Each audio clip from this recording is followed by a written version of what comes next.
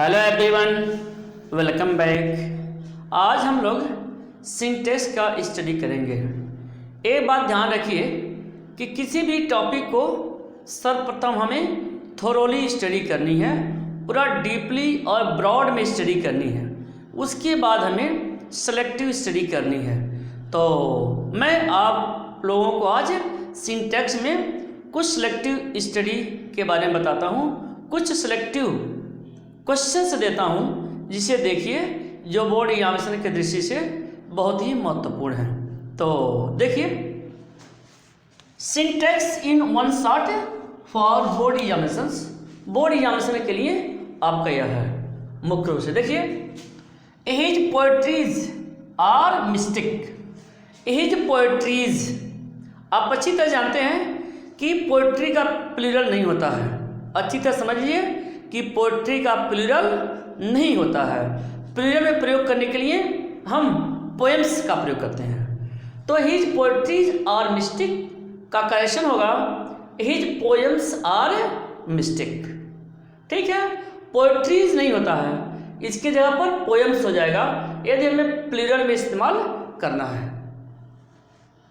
देखिए, the furnitures of my class was disposed of. आपको अच्छी तरह से पता है कि कुछ नाउन्स ऐसे होते हैं जिनका प्लूरल होता ही नहीं है। उसी में आपका फर्नीचर भी है, फर्नीचर्स नहीं होता, फर्नीचर्स गलत हो जाएगा आपका। तो सही बनेगा the furniture of my class was disposed of, यानी यहाँ से यस हट जाएगा। I you and he went to Delhi. देखिए, आप जानते हैं कि जब किसी सेंटेंस में तीनों पर्सन के प्रोनाउन एक साथ प्रयोग होते हैं, जब किसी सेंटेंस में तीनों पर्सन के प्रोनाउन यानी first person, second person, third person, तीनों पर्सन के प्रोनाउन प्रयोग होते हैं, तो उस कंडीशन में आपको चाहिए कि 231 का फॉर्मूला लागू करिए, 231 का फॉर्मूला लागू करिए। अर्थात पहले सेकंड पर्सन, फिर थर्ड पर्सन, फिर लास्ट में फर्स्ट पर्सन। तो उसी को उन्हें फॉलो किया है। देखिए, I you and he went to Delhi बन जाएगा you he and I went to Delhi. देखिए, सेकंड पर्सन, थर्ड पर्सन और फर्स्ट पर्सन, यही क्रम में होगा। One must respect his parents. ध्यान दीजिए, वन के साथ जो है वंस का ही प्रयोग होता है, ये ध्यान रखिएगा। वन से संबंधित, वन से जुड़े हुए सेंटेंस प्रायः परीक्षाओं में पूछे जाते हैं, या किसी भी सेंटेंस में हो सकता है। जब भी वन रहेगा तो उसके लिए आप वंस का प्रयोग करेंगे। क्लियर? तो one must respect his parents. One must respect his parents. तो बन जाएगा one must respect one's parent, one must respect one's parents, ये सही है, यानी हिज के जगह पर वंस हो जाएगा। नेक्स्ट देखिए, द सन राइज, देखिए दिया है sun rises in the east and sets in the west. फिर से सुनिए, sun rises in east and sets in west. तो आपको जानना चाहिए कि पृथ्वी कोई भी चीज़ जो दुनिया में सिर्फ एक ही है, सामान्यतया उसके पहले हम द का प्रयोग करते हैं। पहला कंडीशन। दूसरा कंडीशन यह है कि सभी दिशाओं के पहले हम द का प्रयोग करते हैं। ठीक, यानी सन के पहले द का तो प्रयोग करना ही है, साथ साथ सभी दिशाओं के पहले भी द लगेगा, नॉर्थ, ईस्ट, वेस्ट, साउथ। तो बन जाएगा करेक्शन, सन है the sun rises in the east. देखिए, in rises, the sun rises in the east, दिशा का नाम है the sun rises in the east and sets in the west. West दिशा है, द लग गया, तो यह करेक्शन बन गया। नेक्स्ट है the smell of these flowers are very sweet. देखिए, लग रहा है कि इसमें कोई गलती नहीं है, लग रहा है लेकिन गलती है। देखिए the smell of these flowers, मतलब इन फूलों की खुशबू क्या है, वेरी स्वीट, बहुत ही स्वीट है, बहुत ही सुंदर है, अच्छी है। तो the smell of, the smell section है, यानी स्मेल के बारे में बताया गया, फूलों के स्मेल के बारे में बताया गया, इसलिए यह फ्लावर्स नहीं देखेंगे बल्कि ये स्मेल देखेंगे, तो यानी सिंगुलर वर्ब हो जाएगा। तो the smell of these flowers is very sweet, यानी यहाँ पर इज का प्रयोग हो जाएगा। Clear? 100 rupees are not a big sum these days. 100, 200, 300, 10,000 ऐसे यदि रहता है तो एक बढ़ी हुई रकम के रूप में होता है, तो उनके साथ हम वर्ब सिंगुलर में प्रयोग करते हैं। तो देखिए 100 rupees is not a big sum these days, तो आर नहीं होगा, यहाँ पर इज हो जाएगा, ध्यान रखेंगे। Neither he nor his father were injured in the accident. देखिए neither he nor his father, मतलब सेंस यह है, रूल यह है कि जब either or neither nor, neither nor, either or या नाइदर नॉर से जब दो सिंगुलर नाउन को जोड़ा जाता है तो वर्ब सिंगुलर में प्रयोग होता है, तो वर्ब नहीं होगा बल्कि वॉज हो जाएगा। तो neither he nor his father was injured in the accident.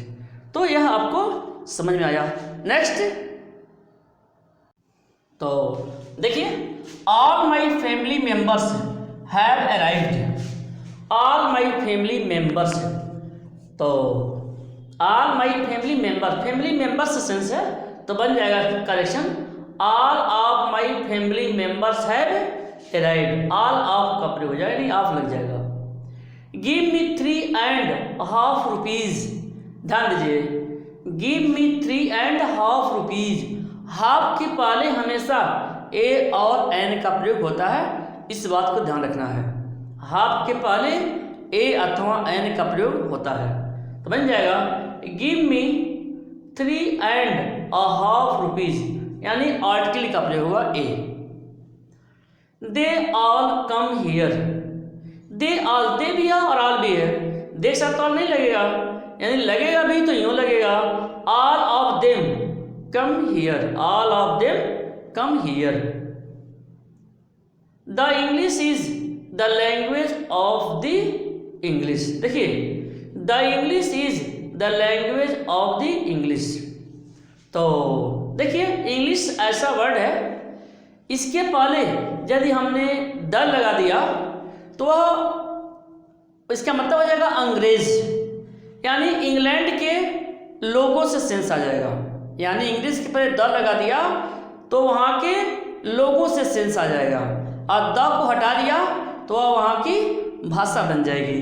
तो देखिए the English is the language of the English, ये सही नहीं होगा, यानी यह भाषा के रूप में प्रयोग किया गया है, यह इंग्लिश। तो English is the language of the English, यानी इंग्लिश अंग्रेजों की भाषा है। अंग्रेजी, देखिए अंग्रेजी अंग्रेजों की भाषा है, ठीक है। यहाँ इंग्लिश से देखिए यह लैंग्वेज से सेंस है। Next, Taj Mahal is the most best building in India. ध्यान दीजिए, किसी भी प्रसिद्ध इमारतों के पहले हम द का प्रयोग करते हैं, यानी यहाँ पर द का प्रयोग हो जाएगा, यानी द ताजमहल हो जाएगा, पहली बात। दूसरी बात है, यह जो बेस्ट है ऑलरेडी सुपरलेटिव डिग्री में है, तो यहाँ पर मोस्ट लगाने की आवश्यकता नहीं है। तो कैसे बन जाएगा, the Taj Mahal is the best building in India. ठीक है, क्वेश्चन है Taj Mahal is the most best building in India, answer है the Taj Mahal is the best building in India. Next देखिए, prevention is good than cure. तो यहाँ पर जो है कंपेयर किया गया, देन लगा है, कंपेयर किया गया है, तो कंपेयर किया गया है तो गुड का हमें कंपैरेटिव डिग्री लिखना पड़ेगा, तो गुड का कंपैरेटिव डिग्री क्या होता है? बेटर, यानी prevention is better than cure. अब सेंटेंस सही हुआ, यानी यह कंपैरेटिव डिग्री लिखना पड़ेगा। लिसन व्हाट आई से, लिसन, लिसन के साथ भी टू का प्रयोग होता है। Listen to what I say. She was married with a wealthy man, with नहीं लगेगा, मैरिड के साथ टू लगाते हैं, यानी she was married to a wealthy man. Next, तो देखिए, do not knock the door, do not knock the door, knock के साथ हम एट का प्रयोग करते हैं, आप ध्यान रखेंगे। तो बन जाएगा do not knock at the door, यह क्वेश्चन बन जाएगा। नेक्स्ट है, he has been ill since 5 days। Since 5 का प्रयोग आप जानते होंगे, निश्चित समय के लिए सिंस और अनिश्चित समय के लिए फॉर का प्रयोग करते हैं। 5 days अनिश्चित समय है, इसलिए यहाँ पर फॉर का प्रयोग हो जाएगा। तो क्वेश्चन बन जाएगा he has been ill for 5 days, यानी यहाँ फॉर लग जाएगा। नेक्स्ट देखिए, he is ill from fever, he is ill from fever, यहाँ पर फ्रॉम नहीं होगा बल्कि विद होगा, he is ill with fever. Next, I asked him where did he leave his pen.